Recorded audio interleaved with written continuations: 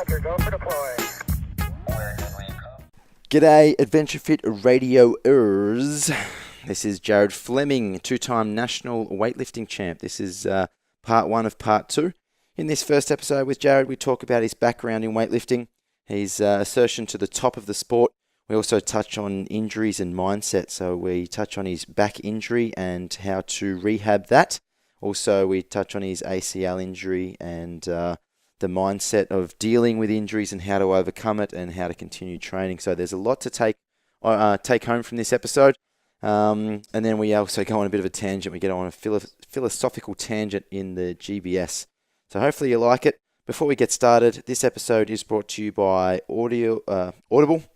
You get your free 30 days and a free audio book at audibletrial.com/ADVF radio. And don't forget, our mother company, Adventure Fit Travel, have just released their Philippines trip for this year. November 1st to November 7th, 2016. Join Dmitry Klokov for their main guest coach.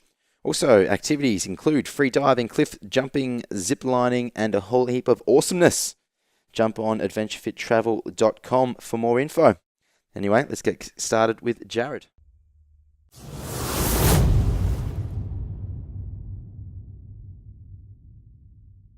Alrighty, so we're sitting here with Jared Fleming, national champion weightlifter. I'm sitting with Mac on my left and Tommy on my left as usual, and we're going to throw to Jared. Jared, how are you, man? Hey, I'm good, guys. Thanks for having me, and excited to chat with you guys. Awesome, good stuff. So, Jared, you're traveling around the US at the moment, and you're tell us a little bit about that. You've been gallivanting around for a good month now, I see. Yeah, man, it's been great. You know, I set up a couple different training camps on the west coast of the United States, California and Oregon, and I live on the East Coast. So my girlfriend and I figured we would just drive out and see the whole countryside. So for about the past 4.5 weeks, we've been just driving, seeing the countryside and all the United States has to offer. It's been pretty awesome, man. That's sick. Where's been the highlight so far? The most beautiful spot is by far has got to be Yellowstone National Park. That's been absolutely gorgeous. So much wildlife. It's been really awesome. Yeah, that's sick. That's awesome, man. So, what's the plan with that? Are you traveling around for a couple of months? Are you coming towards the end? What's the itinerary look like?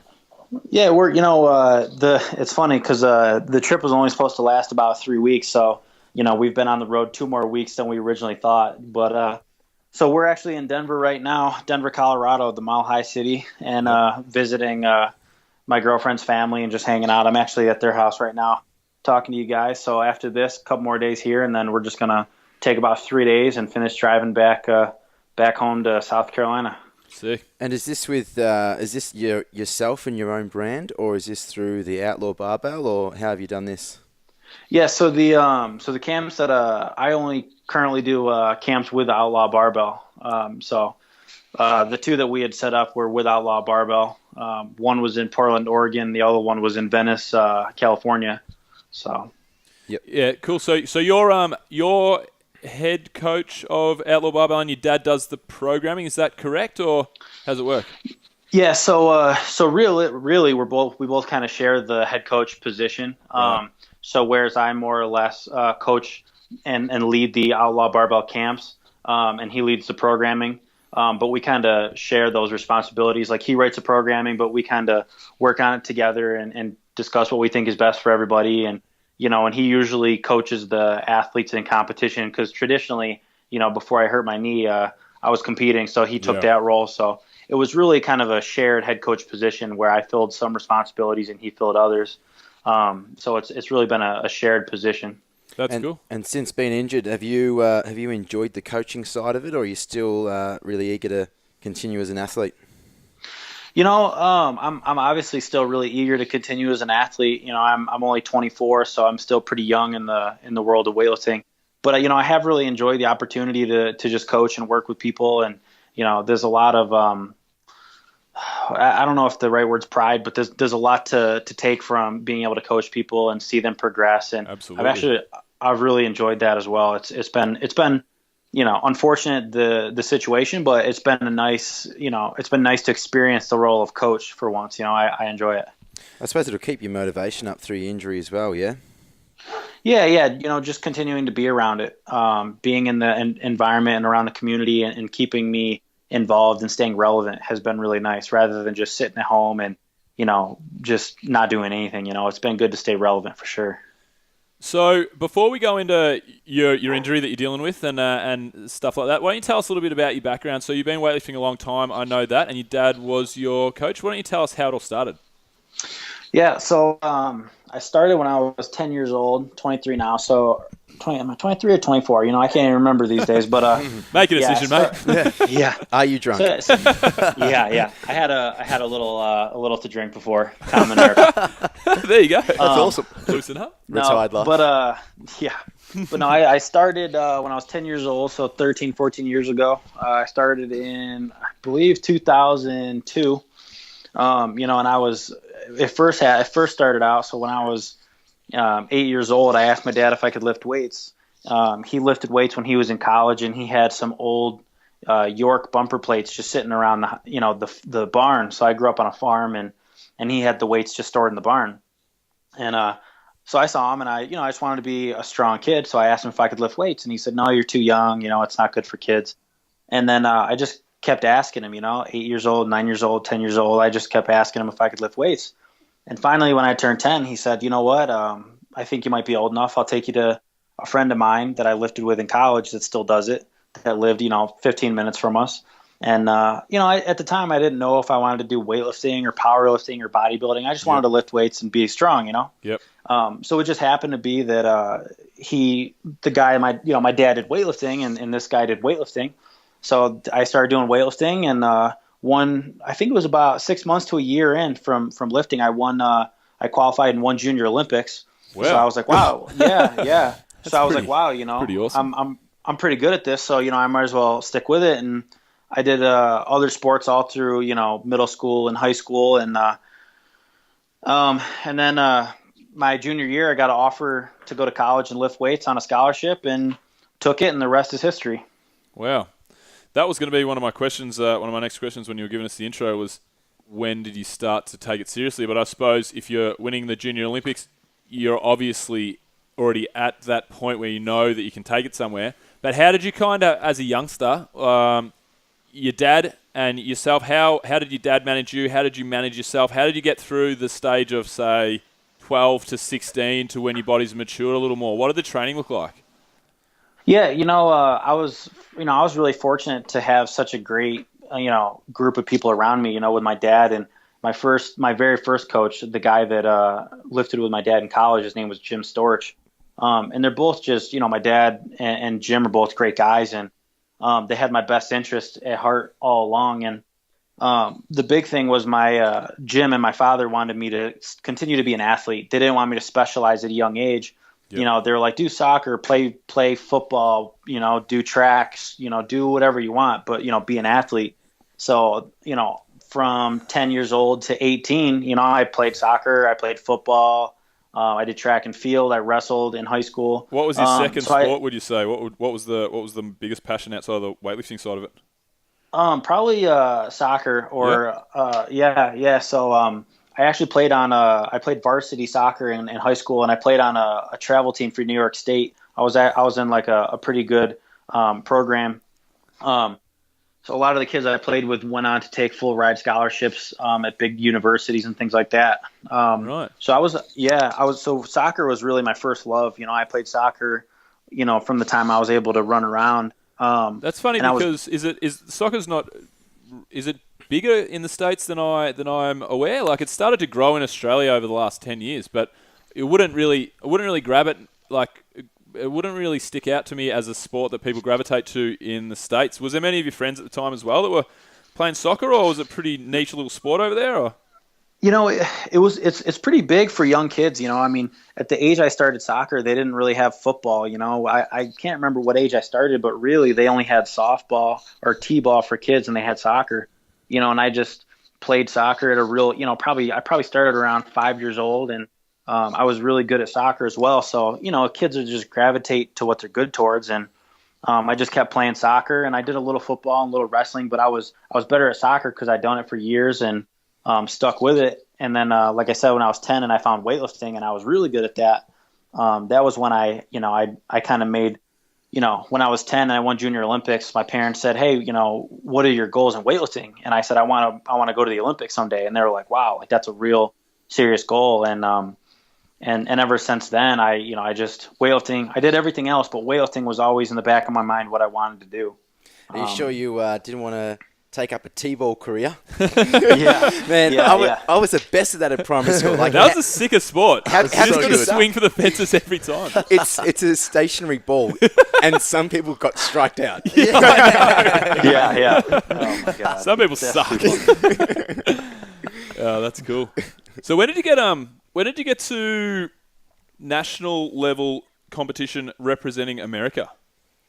Yeah, so take a little step back. You had asked about what my training looked like from 10 to 18 or whatever. I started at 10, and I only trained 3 days a week until I went to college. So I trained 3 days a week, and like I said, at 10 I won Junior Olympics, and I went on my first international team to compete for the United States when I was 13. I went to Mexico and competed in the youth Pan Ams. Right. And from the time I was 13, all the way up until now, every year from the year I was 13 on, I competed internationally for the United States, whether it was youth and then junior and then senior. So pretty much every year since I think 2005 or 2006, I've competed for Team USA in one form or another. Wow, that's impressive. So when did you become a senior weightlifter? Because I know that you're a two-time senior national champ, right? Yeah, yep. I've won senior nationals twice. I've won our American Open 3 times. I've broken American records in the youth, junior, collegiate, and senior division. So every division you can break American records, I broke them in. I think you unofficially broke the American record the day when we met at the Outlaw Barbell Camp in CrossFit Collingwood. 2 years ago? A couple of years ago, I think you snatched 167. I think was it? Was that the record was 166 at the time? I think. Yeah, I think it was. I think I did 166 there, and the record was 165. So I had broke it there, and then when I came back to the States, it was the record has been passed back and forth several times. So it got broken by Colin Burns, and then by Norik Vardanian, and then by Colin Burns again. Yeah. And then I ended up coming in at Nationals last year and broke it and snatched 170 kilos. And was that the American as fuck incident? Yeah. Yep. That was what's that? Well, I don't know. Jared should probably do a better job explaining it, but oh man, you want to explain what happened? Well, video really says 1,000 words. You'll have to watch the video. We'll put it up on our show. Tommy's got a computer next to him, so we'll put it up so the boys can have a look at it, and we'll put this in our show notes on the website so people can have a look at it. But why don't you tell us what went on? So this is Jared's trying to break the national record, and get it up on YouTube. You guys can watch it while Jared talks about it. What are we gonna look up? What would it be under at YouTube? Probably if you type in Jared Fleming American record, it'll probably come up. Yeah. Jared Fleming, Big Papa 69.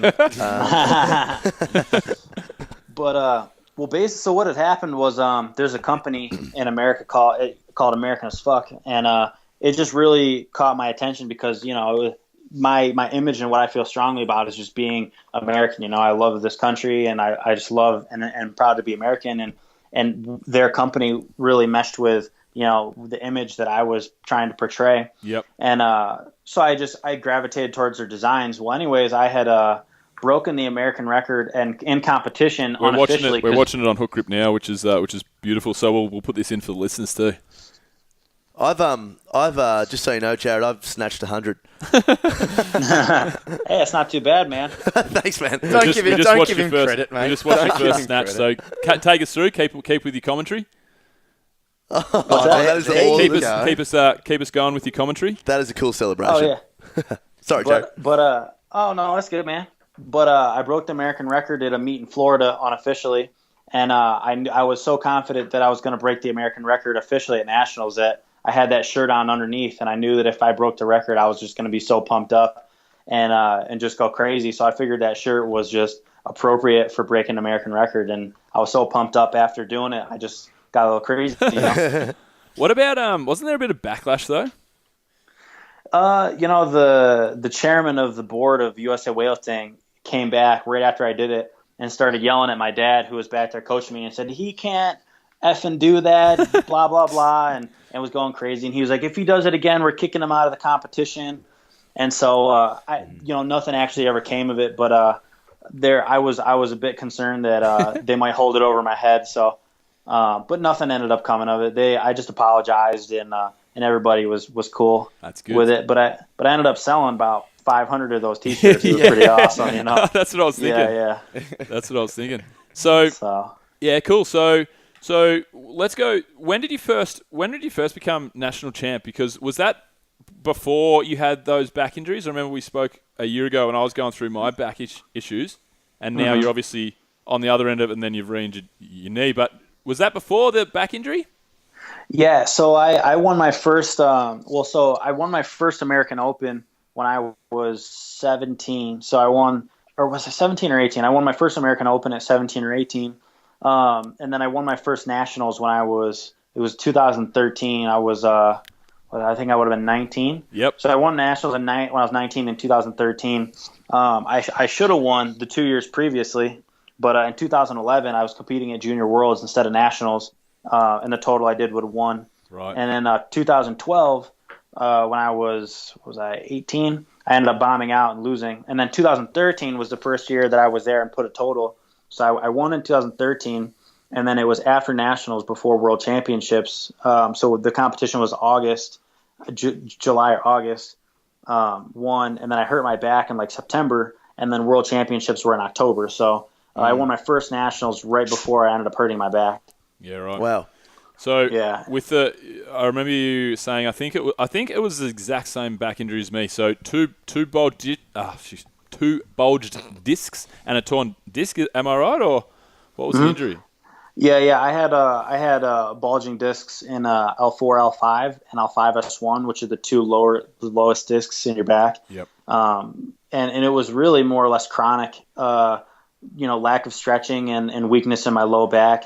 And then there was one day I was doing squats out of the rack, and as I was doing a set of 10 with right around 230 kilos, so down to about a half a squat, and I was getting tired and lazy, and one side came down faster than the other, hit the pin, shot the weights up, and then I felt a tweak and a snap in my back, and then that was just what caused it, and it took me about a year to find, nobody knew what to do. I had these bulging discs, and I went to physical therapy, and they were like, this is what you need to do to get the discs back in. But the pain still never went away because I didn't, fix what caused it in the first place, and it took me about a year to figure out the right course of action to fix it. And since then I had to talk to so many people and work with so many people to figure out what to do. There was no answer, And so just to go back a second, so you figured it out that it was lack of mobility and weakness. You figured that out yourself? Yeah, well, so I studied kinesiology in college, which is the study of human body movement. Yep. Yeah. So I had studied a lot of anatomy and things like that. So I had a good understanding of how your body was supposed to move. Along with a lot of physical therapists and chiropractors that I talked with, I just kind of formulated an idea of what I needed to do. And Glenn Pendlay, who I know has done a lot of camps in Australia, he really helped to put me on a back strengthening program that really helped to get my back strong. But think of it this way, right? So if your hips, your hip flexors, your glutes get really tight, then your hip won't hinge and pivot like it's supposed to. Yep. And when that happens, the only thing that's going to then move is your spine. So then your spine takes all the load rather than your hips. Right. And so that's essentially what had happened to me was my hips became immobile and my back was taking all the force. Right, so you just extensive rehab, extensive stretching. Any specific exercises that Pendlay advised you to do? Yeah, if and this is another thing for anybody who might be struggling with some kind of back issues. Obviously see a doctor, a chiropractor, or physio first. But I have two different videos on YouTube. One is under Jared Fleming back strength, and one's under Jared Fleming flexibility. and I would recommend looking those up. And they're really great videos to do exactly what I did. I used those videos for a point there when I was butting my head up against the wall when I had my back issues. And what's going on in the background? Are you having a fight with the dog, Jared? Yeah, sorry. Hang on. We got my. Sorry, I meant to say something. We got my dog here, and he was just barking, so I had to bring him in. Yeah, sweet. Bring him into the other room because he was going nuts. We'll definitely leave us in the show. We'll get him involved later. Yeah, we'll ask him later. So, anyways, sorry, we might have to cut that out, but I'm good to go again. Sorry about that. Totally cool, man. We'll just leave it in there. It's fine. But I use those videos, so I remember the stretching and the back strengthening stuff. So what do you think? Because this is some of the things that we did a little poll for our listeners the other day. We only have a small handful of listeners, but we did a survey, and that one of the major things that they want to know is how people come back from these injuries. So we'll talk about your ACL later, but let's say for your back stretching and your back strengthening stuff, how much time did you actually have to put in? Because this is the thing that people don't understand when they're trying to get back from injury, and the amount of work that needs to be done. It's not an idle thing. So what was? Let's do a day to day. What did you do for your stretching? What did you do for your back strengthening? Well, I mean, people don't understand how long it takes. You got to think. If you've neglected something for 10 years, it's not going to correct itself in a week or 2 weeks or a month or it takes a long time of diligent work to undo years of undoing. It's like losing weight, right? Yep. People think that they can go on a crash diet and lose all that weight in 2 weeks, which, it took them 30 years to put it on, so it's going to take them a long time to get it off. And it's that same thing. People want a quick fix. They don't realize it's going to take hard work. And for me, I knew that if I wanted to, I wish that I'd have been a little more proactive than reactive, but that's how we are. We wait until something terrible happens and then we're like, oh, wow, I need to fix it. Yeah. So what I did, I studied a lot and I looked up, what I thought was causing it, lack of mobility and flexibility in my hips and back weakness. So what I did was I would so for about I think about 3 months consistently. So 3 months I was working out 9 times a week. And for 3 months, wow. 6 out of my 9 workouts, I only did back strengthening stuff for 3 months. Wow. So I would go in and I would in the morning, and I would do all my back strengthening stuff. So I would do good mornings. I would do back extensions. I would do these things called dead walks or death marches. The dead walk. That the flexion at the hip, then flexion of the thoracic with the butt with a dumbbell. With a dumbbell. Yeah, they fried you. Yeah, right. A really interesting exercise. So it's like a half a good morning and then you go into flexion of the thoracic. Is that right, Jared?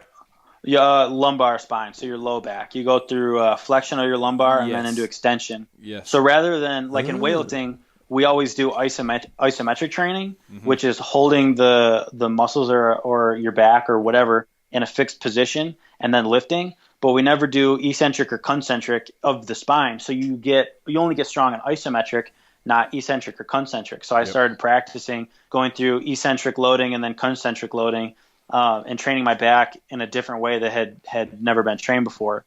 So 6 out of 9 workouts a week for 3 months, I only did back strengthening stuff. And then the other 3 workouts a week, I would do snatch and clean and jerk, front squats. And I couldn't back squat for nearly eight months. So I would do these things called belt or piston squats, where you wrap a belt around your waist and then you have a loading pin with weight, and then you stand up on blocks and then you squat. So there's no load on your spine, just on your hips. Yep. And what about how much of that do you now put into or how much of that prehab do you put into your exercise training or program now? Well, right now, I haven't been doing hardly anything other than my knee therapy.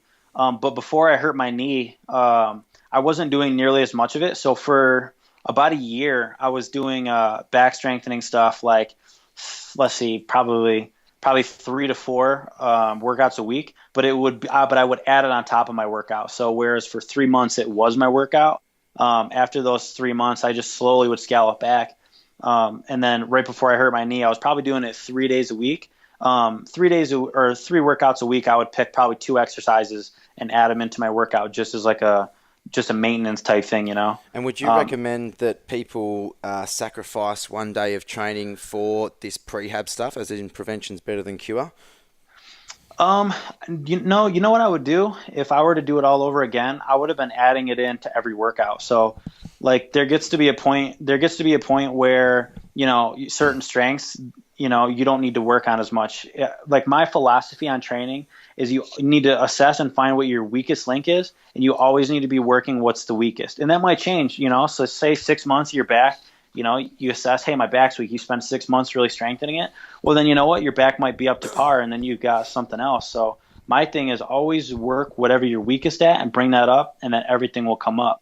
But what I would do, rather than just doing, like, say, you know, dedicating a whole day to it, what I would do would be sprinkle it in throughout the week, you know. So if your back is weak, then I would add in one back exercise every workout that you do, and just sprinkle it in and make it, you know, change your programming around rather than just dedicating a day to it. That's how I would have added it in more often if I could do it all over again. It's very hard to tell people that because they don't see it until it happens. As you said, we're very reactive rather than proactive.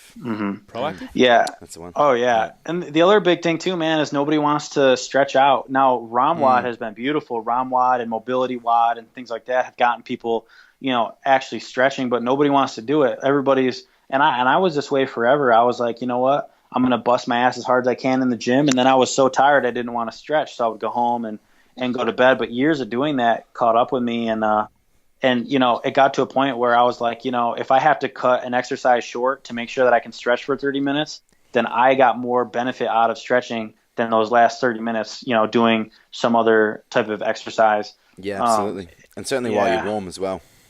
Oh, yeah, absolutely. Always stretch right after your workout. That's by far the best time. So with the back injury you had, how much time for me? It took me. There was a bit of time there that I needed to actually just rest. I found that I had to stay away from anything, even strengthening my lower back. For the listeners, I've had the exact same injuries, Jared, and have. And for the listeners, Bill's a weightlifter. apparently, I mention that every show, Jared, and the boys that give me shit out. But I found that there needed to be a good amount of time where I could actually just not try and strengthen my back, but just let the scar tissue heal and actually just recover from the bulges in general. Did you find that, or were you able to? Because I found it so hard to pick the right amount of time before getting back and doing some accessory stuff and then building back into training, and then bang, something I would have a little spasm or a big spasm or whatever, but I obviously just hadn't given it the right amount of time. Did you need to take an actual considerable amount of time off? Or? And can I just add before you do this, there's some physios and stuff out there that say rest, and then there's some physios or whatever specialists say never rest. You can always still do something. So you can be doing something, for sure. What did you do, Jared? Well, you know, so at first it was kind of like denial for me, really. You know, I had world championships coming up, and I was like, you know, it's just a tweak, and I kept trying to push through it. But you know, again, everything hindsight 2020. You know, so what I would recommend to people is, you know, when you bulge or herniated disc, you know, those discs are really pissed off. You know, they're going to be really inflamed. So what I would do would just be try to get the inflammation under control. You know, take anti-inflammatories like, you know, natural ones like fish oil and ginger and things like that. And try to get the inflammation under control. But yeah, you don't want to start strengthening immediately, because it's, you know, when you have a traumatic, you know, thing like a disc herniation or a disc bulge, they're going to be inflamed for a while. So if you're trying to strengthen something that's already inflamed, you're just going to make it worse, you know? So you're going to want to take a good month to 6 weeks and just really kind of let it rest and try to get control of the swelling, of the inflammation. But what I would do during that time is stretch, because you can do stretches that are going to, you know, when your hips are locked up like that, even walking, you know, you're putting pressure on your back. You know, your pelvis is anteriorly tilted and it's putting pressure on your discs. So even after an injury like that, I wouldn't recommend strengthening. I would give it, you know, a month to 6 weeks or so. But you can stretch during that time and do stretches that will loosen up your hips and take the pressure off your back. And then, you know, about 6 weeks later, then you can start to gradually work your way into doing some strengthening stuff. Yeah, cool. Hey, Jared, you just mentioned that you went into a bit of denial. How did you cope with this mentally? Did you go into depression at all? Did you stay positive? Being a high-level athlete, how did you deal with this big setback? I was lucky that I was in school at the time, so I actually had a lot of stuff to keep my mind off of it. They say that in life you can do two things really well. If you try to do three, then you're going to be, mediocre at all of them. But if you do one, it can become overwhelming. The beautiful thing at that time was, like I said, I had school, so I had something to keep my mind off the fact that I was so injured. But I never got depressed, but I did kind of wonder. At first I was like, it's just a tweak. As an athlete, we all know, like sometimes, you just tweak something and you think you'll be good in a week or so, and then sometimes you have a real injury, and I just thought it was a tweak. Maybe I'll take a week off and see how it feels. I came in the next day, didn't feel so good. Came in the next day, didn't feel so good. And then I kind of realized like, wow, like something's actually wrong. But I had Worlds coming up, so rather than just trying to necessarily find the answer, I just kept trying to push through it. And I was seeking an answer, but the answer wasn't readily available. So I just kind of kept trying to push through it as much as I can. And I don't know. I mean, I just kind of embraced and accepted that's what it was, and I needed to do what I needed to do. And a lot of the athlete mentality is keep pushing through. Certainly when you've got a goal right in front of you, but it's a fine line between bitching out or pushing through, because you can have some mentally and physically tough days, and you can turn up to the gym and have the best day of your life, or you can actually take the rest, and because your body is telling you, hey, back off for a week. So it's a fine line. Yeah, I mean, it was weird because there would be some days where I was able to actually lift enough weight. It was like this. I could go a week without training, come in and do, feel good enough to do a relatively heavy workout, and then I was trash for another week, So I knew that I would be able to compete at Worlds. I knew I could do one day, and then, I felt terrible afterwards for several weeks, But I just did what I had to do, and I was really on the fence about whether or not to decline the World Championships, which would have been, that was my second World Championships, and I really didn't want to pass up on that opportunity. And I just, every day I took it one day at a time. I was like, how do I feel? And I had enough days where I knew that if I went a week of rest, I could do one day, and so that was my plan going into Worlds, was just rest up and then hit one heavy day, and it ended out working okay. But, I just did what I had to do. Yeah, fair enough. So this is all through your back injury. So once you got, let's take it back to getting back onto like kind of a timeline. So you come back from your back injury, and then last year you were national champ, and then set the snatch and the total American record, was it, or? Yeah, just a snatch record. Just a snatch record, and then so obviously, and we don't want to just talk about injuries the whole time. We'll talk about some training stuff afterwards. But so you've gone from the back injury, then you've won the national championships again. That's the whole American as fuck, the celebration, and then your goal was obviously Rio 2016, and then you blew your knee out. How did you blow your knee out on that cleaner? We watched the video before we started, and it just. Yeah, it just seems so bloody innocuous. Like I actually couldn't. I was trying to find a knee cave or anything there, mate. And I couldn't see a single thing. So what happened? Yeah.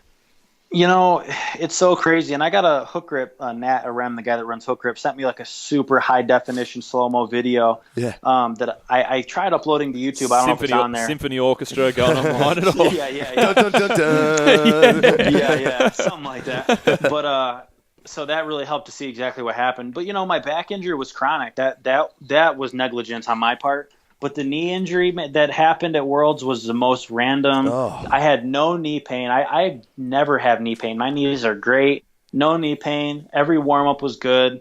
I was ready to rock and roll, man. And the clean looked great. The clean looked really nice. Yeah. I had done that weight in training like a week before. Like everything was good. I had no clue what was coming, and caught the clean, stood up. Clean was easy, and when I adjusted my grip on the jerk, if you see it on slow motion, you can just kind of see my face. I'm just like, I'm in shock. I have no idea what's happening. I throw the weight off my shoulders, and one of the things I noticed as I was coming out of the clean, I was a little forward, which happens from time to time, right? You just throw it up and you take a little step forward, like it happens, from time to time. Mm-hmm. So I threw it up and I took a little step forward. But as I took that step forward, the bar came down, just as I was locking out my my right leg. And instead of it bending like normal, it hyperextended, and you can see where my quad, my femur comes in, it just caves in, and you can see it shift. And then tore my ACL, tore my meniscus, and That's just total random freak accident that who knows. Do you know the biggest thing that I found when I watched the video just before, and you know, you just do the little knee pop and you go down, and then straight away you hear this, bah! Jared Fleming, failed attempt. Yeah. It's just like, come on, guys, get around me a little bit. adding insult to injury. Yeah, it's so harsh. Loser. Oh my God, that's too funny. So that's taken away. Obviously, you were, when it all happened, I remember, because I follow you on Instagram. I think I remember you saying that you were still hopeful for Rio 2016, but obviously that's not an option now. Are we?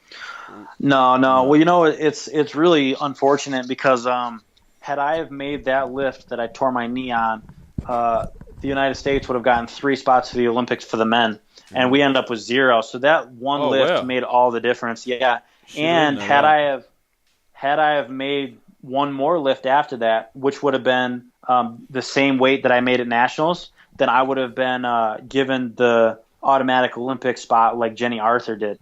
So the tearing my knee in that competition, you know, I mean, you never know, but I was ready to hit the weight, you know, that I did at nationals. So really that injury took the Olympic spot away from me. I mean, it was that close. That's sad. So not only did it take it away from me, but it also really hurt our country because, you know, we didn't end up with any spots. But how did your teammates, I'm going to say team, how did they react to it? They were obviously devastated that they didn't get to go to the Olympics, but did you get much support? Yeah, you know, everybody was really great. I mean, everybody knew that it was completely out of my control and there's nothing I could do, you know. I mean, I know people were bummed and upset, but no one was upset at me, and everybody was real positive. And the other thing too was, you know, I wasn't the only one to blame in that. You know, there was so many other scenarios that we could have still gotten 3 spots. You know, anybody on the team, if they'd have made one more lift, would have gotten us 3 spots. So, you know, it was super, super close. Is there politics within the team? Like, if someone misses a lift, do people blame them, or is there a bit of behind the scenes sort of talk? No. You know, the whole team, the whole American team, all the guys that, you know, consistently make teams, they're, you know, there's nothing like that. You know, you do what you can do, and freak stuff happens sometimes, and it's a good group of people. I mean, yeah, of course, people might be upset, but not mad at the individual. You know what I mean? Yep. There's nothing really like that. It's a pretty good support group, which you need too. You know, you don't want to be afraid of missing lifts and your team being upset at you. That just breeds negativity. You know, everybody's pretty positive and uplifting. Yeah, absolutely. On the team, which is great. You know, I think the men, like I said, that consistently make, you know, world teams, you know, just to name like Kendrick Ferris and Travis Cooper and myself and other guys like that, are just, you know, James Tatum, Derek Johnson. I mean, for the most part, everybody's really supportive of each other, and it's just a good group, you know. Fortunately. Yeah. So just on that, Jared, on the qualifications of the US and not getting any men to the Olympics this year, why is Australia's even further behind? But why is the US and Australia and all these other nations that are taking weightlifting seriously, why are we so far behind European and Asian nations, do you think? Well, first off, the America, we will end up getting 1 spot at the Pan Am Championships. So we will get one. But honestly, there's a lot of factors. Honestly, in my opinion, the biggest one, I mean, look at Russia. I mean, I don't know if you guys are up on what's going on with them. There's a huge scandal going on right now of the Russian government being in on all these positive drug tests, you know. Right. Wow, yeah. And this big cover up. I mean, and that just goes to show that, you know, these European countries are doping, you know. Yep. I mean, not to say that there aren't Americans or Australians doping, like, for sure, all sports. All sports. But the big thing, you know, yeah, I mean, you know, the big thing, and this is the way it was put to me. I'll see if I can word it as good as it was to me. Is so, like in countries like America, and I can't vouch exactly for Australia, but I would assume it's the same. So in America, we have USADA, the United States Anti-Doping Agency. So if you test positive here in America from our drug testing, then you're banned. So, but in countries like Russia, you know, they drug test you to make sure that you're gonna. What's that? Oh, sorry. Well, how long are you banned for? Oh, well, if you test positive on, and the rules are constantly changing, but if you test positive for anabolic steroids in America, your first offense is usually 2 years. And then your second offense is usually lifetime. And that's the same in other countries. But in Russia, when they drug test you domestically, they're trying to make sure that you're going to pass the drug test internationally. So they won't ban you in Russia for testing positive in Russia. They're just making sure that you're going to pass the test internationally. Yeah, that's interesting. So whereas in America, you can't take drugs at all. If you test positive, you're done, right? Yep. But these other countries, they cycle up to competition, and then they cycle off right before. So let's just say they might have only been off drugs for a week or two, and they've been off for a couple of weeks, but they still have the advantage of 6 months of doping. Oh, whereas for in sure. America, I can be drug tested, tomorrow morning. I mean, I have I have to put in. So this is how rigorous it is here. So I have to update 3 months at a time where I'm going to be every single day, so they can come and drug test me anywhere. So it hasn't happened on this trip, but trips in the past. I was doing an outlaw barbell camp one time in New York, and I put in my hotel or whatever, and I put in the gym, and they showed up in the morning at the hotel before I went to camp and drug tested me. Wow. I mean, you have to let them know where you are. And if they show up, so there's been times where I forgot to update it. I was at an outlaw barbell camp, and they called me and said, "Hey, this is so and so with USADA. We're here to drug test you. Where are you?" And I'm like, "Well, I'm in California, so I'm not going to be making it." And then three missed tests, and you're banned. So even if they don't even catch you. If you miss your test, then you can be banned. Yeah. So I crazy, think I think the inequality of drug testing is a big one. And I think the other thing, at least in America, is the professional sports take up a lot of our best athletes, like football and baseball, and basketball. The kids growing up get funneled into the sports that pay money. Yeah, it's not the nation's sport like it is in Russia or China, or it doesn't take up a bigger part of the public. They get thought, treated like kings over in Europe. Yeah. Oh, they do. Yeah. So just forgive my ignorance quickly, Jared. My understanding is that there's a World Anti-Doping Authority, and I thought that was for all sort of sports, and I thought weightlifting would be under that. Oh, it is, but here's the difference, right? WADA, the World Anti-Doping Agency. Yep. I don't know if they may, but I don't think they do international randomized testing, or if they do, it's very rare. They only usually test at event. So where, like I said, USADA, the U.S. Anti-Doping Agency, they'll test me randomly. Before Worlds, I was being tested every 2 months or 6 weeks randomly. But those countries, they don't get tested randomly. WADA will only test them in competition. Yeah, So, that's why you see a lot of these guys that are not competing for 2 years, or they miss a World. Effectively, these guys could be cycling for 18 months. Yeah. And then how long it would probably take 4 months to get out of your system? I'm not really sure. But, obviously, there's drugs that'll pass out of your system in a matter of a week. Right. So you can be cycling for like Bill said, 18 months, and then they're out for a week just before the World Anti-Doping comes along, and then you're sweet to jump in for World Champs, for example. Is that what you're saying? Oh, pretty much. Well, here's an example for you, okay?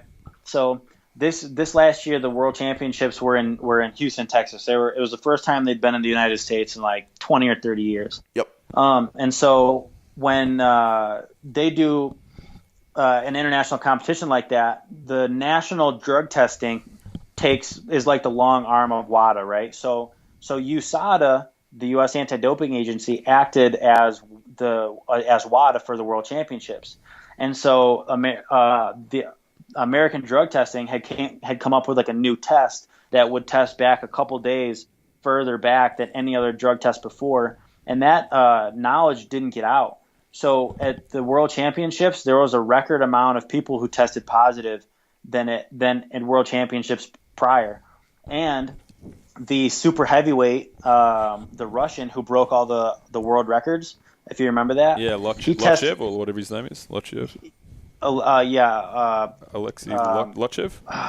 Lavchev, yep, Lavchev. Lavchev. He tested positive for something that gets out of your system overnight. So he had taken something the night before that would normally be out of his system that day, that morning, right? Smooth. But because they had a new test that went back even further, they got him on it. So he got caught on something that he took, I mean, within 24 hours of the competition that they caught him for, right? That's so dumb. Mean, isn't it? Right. So, I mean, and what was it?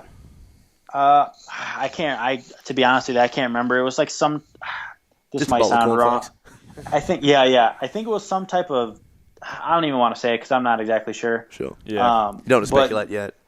But here's something funny too, man. So in my weight class, 5 out of the top 9 people tested positive, and they didn't even test all 9 people. Yeah. So pretty much you know what I mean? That's just crazy, right? Everybody's on it. It's funny how I was searching through just Facebook or Instagram. I think it was Facebook a couple of days ago, and Hook Grip had put up the Lobchev's 264 clean and jerk or whatever it was, the new world record, and they were promoting it through Hook Grip. Maybe it was All Things Gym. It was one of the two.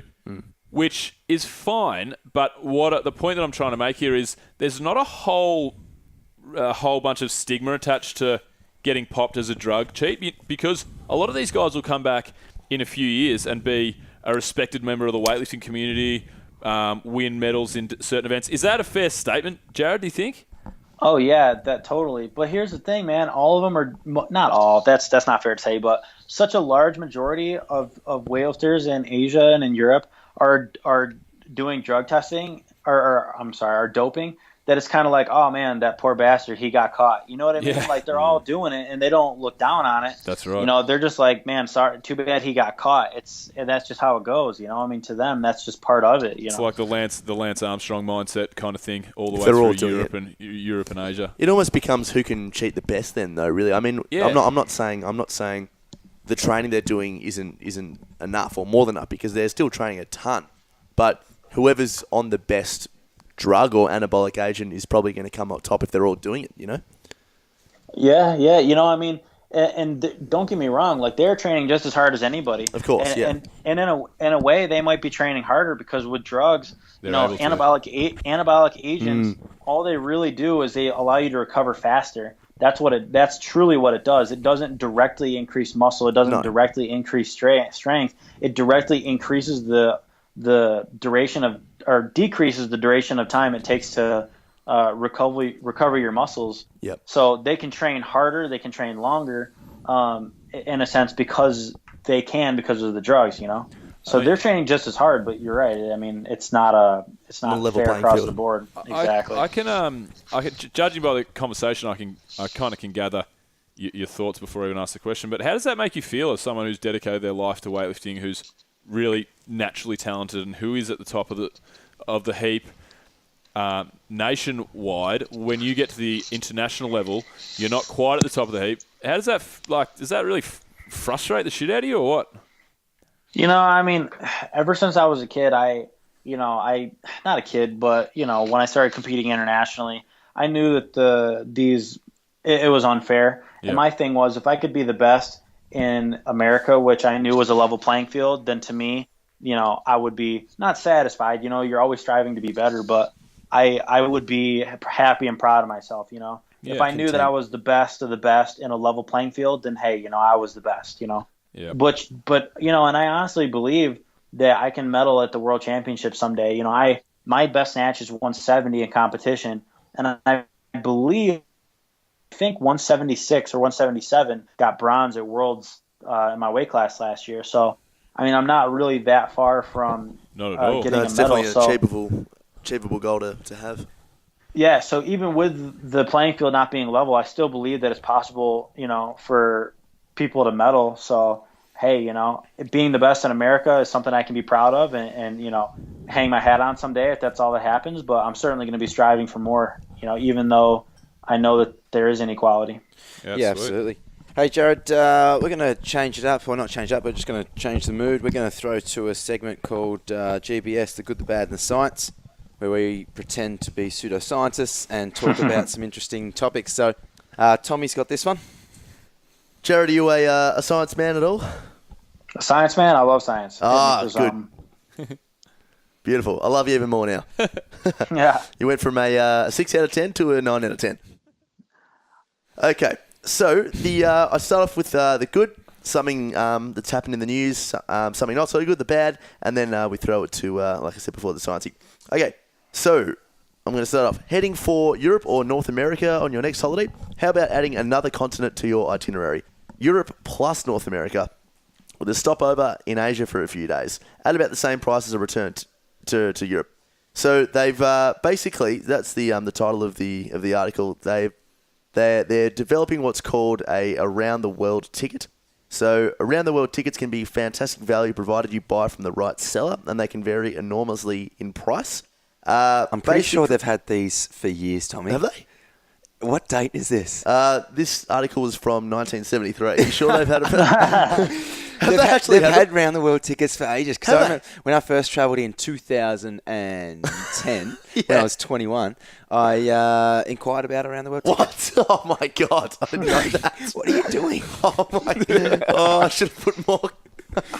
Anyway, so 1973. Do you guys? Yeah. So, would you guys be interested in buying these? I didn't know that. Oh shit, Jared, have you jumped on an around the world ticket, mate? You know, back in 1980 and back in my day, you know, I jumped on one of those. Nice. Oh man, because I'm around your age. I'm just a bit younger than you. So back in the early 60s, when obviously we were young gentlemen, did you? So this is something that we had around there. Let's move on, mate. Let's definitely move on. So good. All right. The bad. Now I know this hasn't been around since the 40s.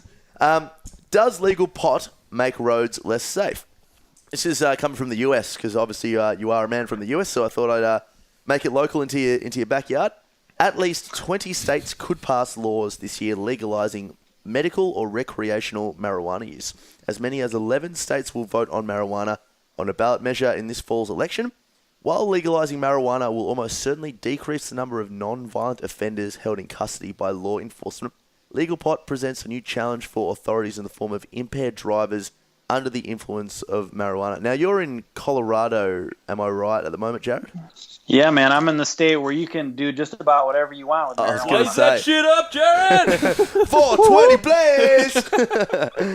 I'm actually under the influence as we speak. I'm just giving you a hard time. That's not true. Maybe it is. I don't know. Well, I mean, I can't remember. yeah, I don't know, man. I'm so high right now. I can't remember. I don't even know. When did we start talking? Yeah. We were talking again in the 40s. Medical, I wonder if they gave it to you for your knee. That's interesting.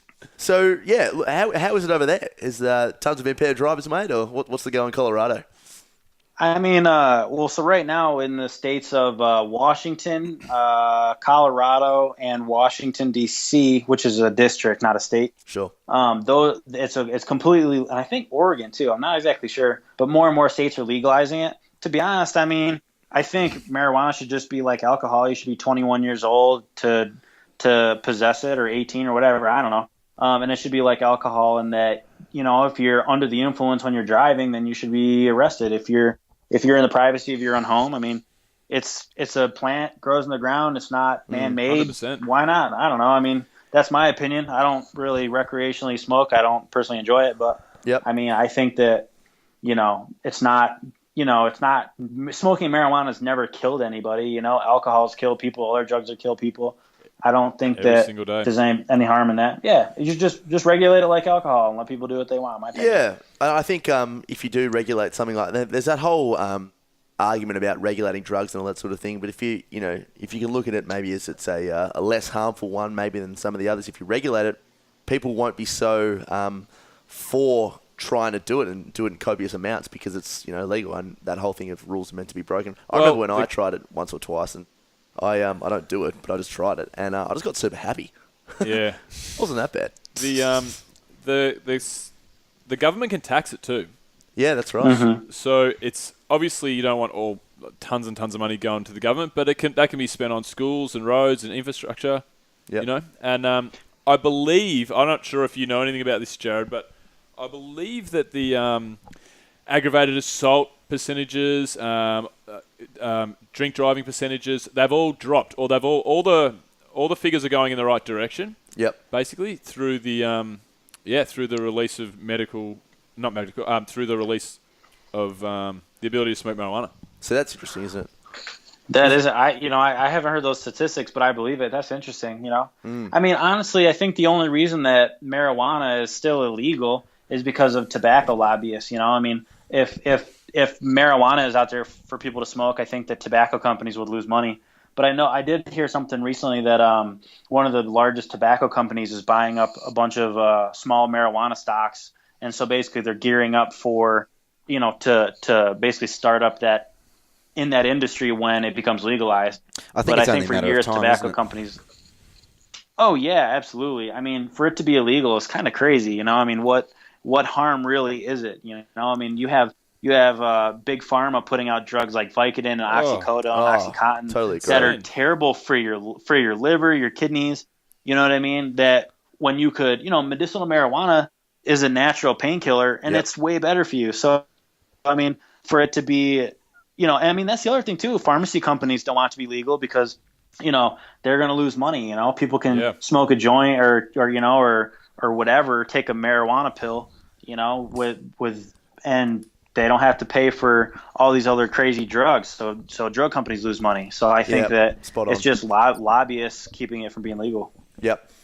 Okay, we're going to move to science now, and normally I'll think of it. I'll find an article, Jared, and I'll talk about something super interesting. We're all, Mac and myself and Bill, really into our science and philosophy and all that sort of stuff. So we thought we'd make a segment that's to do with that. This is one that I've actually written up myself, just to give some facts out there. And I basically just want to blow the fuck out of your minds. Are you a philosopher? I wouldn't say I'm not a philosopher.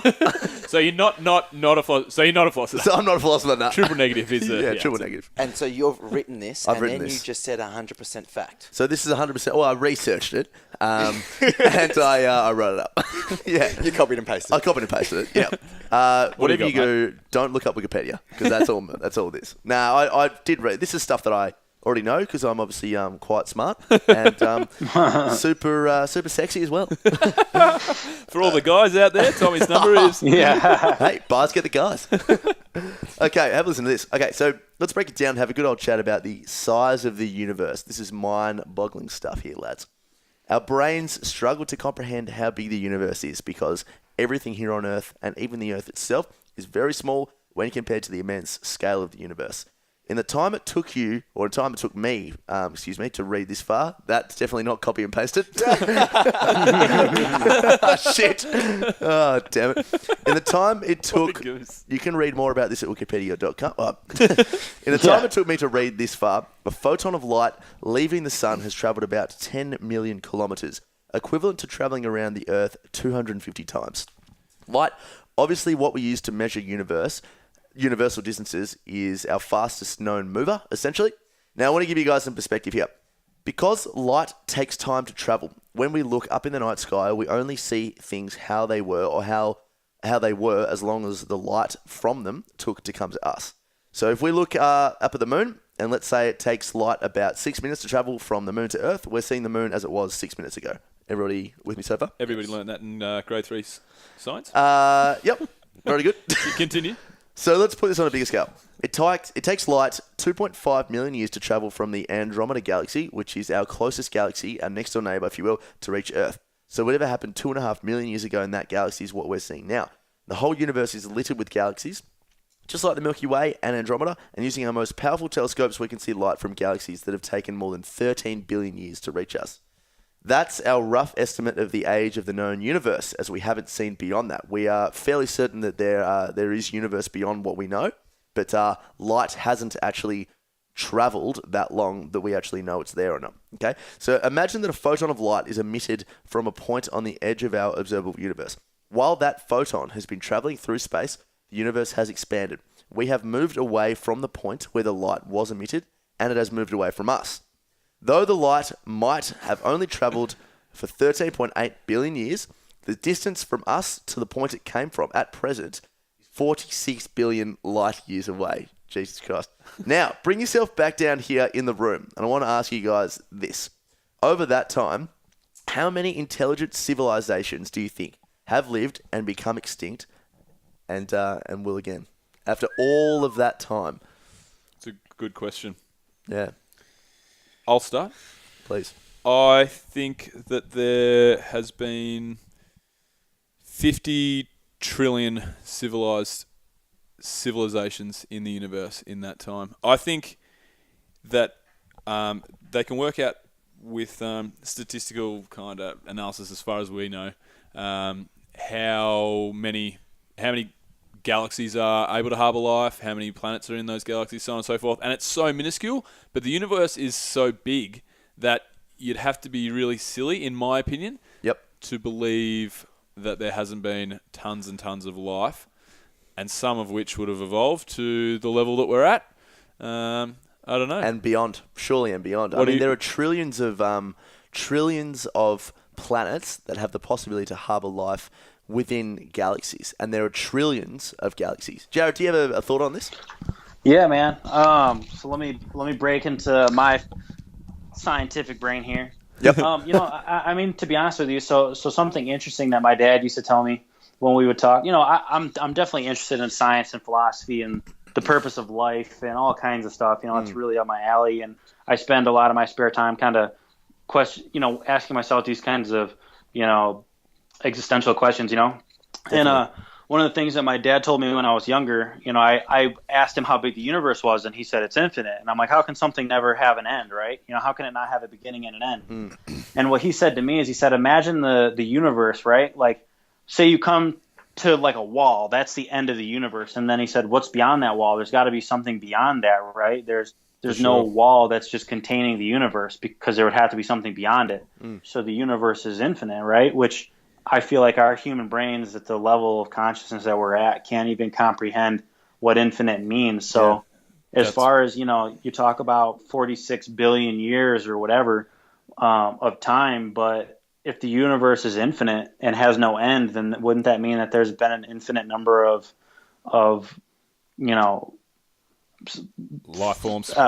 Life forms and whatever, because if there's an infinite number of planets and galaxies and universe, in the universe that we can't even begin to imagine, then I would imagine there's probably an infinite number of an inconceivable amount of life in the universe. I don't know. I don't think that you can even put a number on it. I think it's infinite. It doesn't end. There's no beginning end. I think it's just infinite. With that analogy that you just used, Jared, is it the exact analogy that I use when talking about the same thing? I've been trying to have this discussion about the ghosts versus aliens discussion with my girlfriend. She believes in ghosts and I believe in aliens, and she thought I was silly for that. And I've been trying to. Does it have to be one or the other?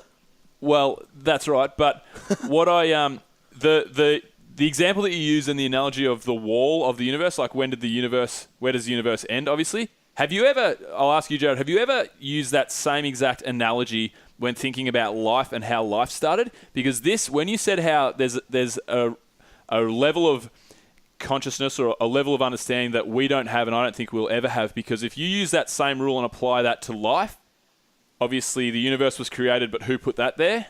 And then whoever put that there, the Big Bang, who put that there? And it chicken or the egg? Chicken or the egg, and it's an unanswerable question. So totally. This is why it's so interesting, because we know for a fact that we don't know what's God. We can't know. I don't think we can ever know. It's such a... We don't even know if we exist or not. I'm going to put that out there for all the listeners. So what's interesting is I just started reading a book called The Hidden Meanings of the Universe. Okay. Right. And I just started reading it a few days ago. Who's that by, sorry? Again, what's that? Who's that by? To be honest with you, I can't remember. Okay. I'll have to look it up. I'll find the book's in the other room. I'll grab it before we're done. But sure.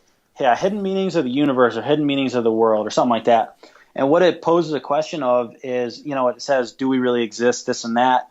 But what it said that was interesting to me was, so science cannot, like the brain, right? We know that, certain lobes or hemispheres of the brain are responsible for sight or responsible for, feeling or whatever, right? But they have nothing that can explain or describe consciousness, right? Like why are we conscious? Why are we able to react with our environment? There's nothing that we can prove scientifically that understands why we're conscious beings, right?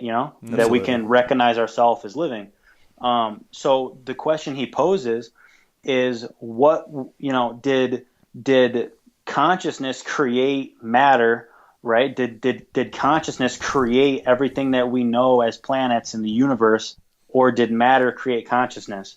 And that's what is like the real question is. So, we talk about the Big Bang being a collision of a bunch of atoms or elements, and create all of this. So was it random events of matter that created consciousness, or was there a consciousness that created matter that then turned everything into what it is now? And that's a fantastic question. Housed the consciousness. That's why there's a lot of really. That's a great question, isn't it? A lot of philosophers and people that are looking into the future of AI, artificial intelligence, and I know for a fact that a lot of them believe that there's no reason why computers can't harbor consciousness in the future, because we don't know that our bones and our systems that we have and like the atoms that put us together, they're the same atoms that put robotics together. So that's right. Why couldn't consciousness be housed in a robot? Mac, you have thoughts, I know, that are pretty deep on this topic, as in you believe consciousness is transportable, kind of? Where does the pod that it sits in, or? For starters, Jared, wow, you have rocked my socks off. Do you want to join our science team? We're looking for a we need a fourth member. We'll have to start a science podcast, a philosophy / science / weightlifting. I like that. Maybe let's start a whole new podcast. Hey, I think you asked a fantastic question. What is the answer to your question, or are you still discovering that in your book regarding did matter create consciousness or did consciousness create matter? Because that will dictate my answer, I suppose. Well, here, I mean, the thing is, there's we don't know. You know what I mean? That's just a question. I mean, to be honest, here's an example that he posed, and I haven't finished the book yet. I'm only like a quarter of the way.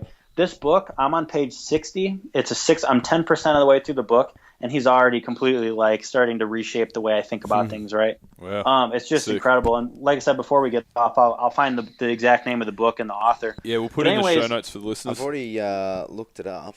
It wasn't now Matt Beth Crane. Revis? Huh? No. It's not Graham Hancock. No, Beth Revis. Beth Revis. Here, I'll find it right now. Cool.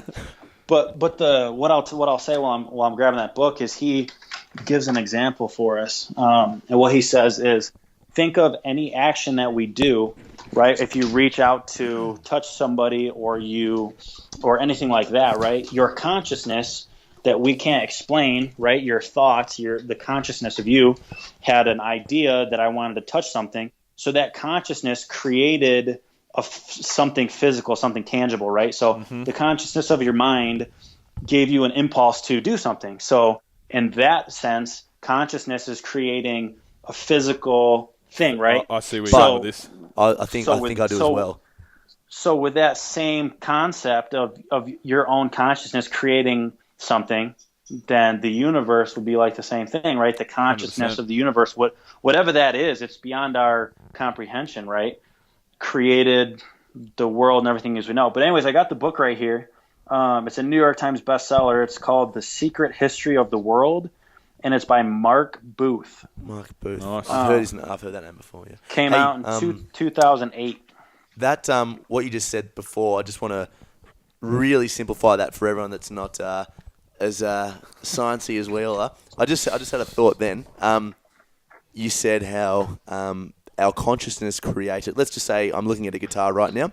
Let's just say the consciousness of me created a thought that I wanted to touch that guitar. Except the beautiful paradox is that if the guitar wasn't there, so if that matter wasn't there in the first place, that wouldn't have created my consciousness to want to touch it. Do you see what I mean? Yeah, Yeah. that's true. And you take a step back too, the consciousness of the person who built that guitar for you to then have the, it goes back and forth. It's impossible to even know, It's a beautiful paradox, isn't it? It is. It's the chicken or the egg. You don't know. We'll never know. It's just posing a question that no one thinks of. You know what I mean? It's just. I think the beauty of all this is opening your mind beyond what we. It's kind of like meditation, right? The goal is to open your mind beyond the confines that we have, right?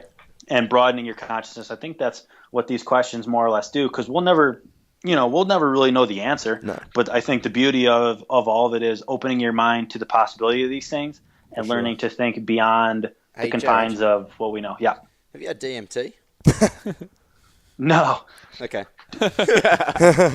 He's like, fuck no. DMT, is that a drug or something? It's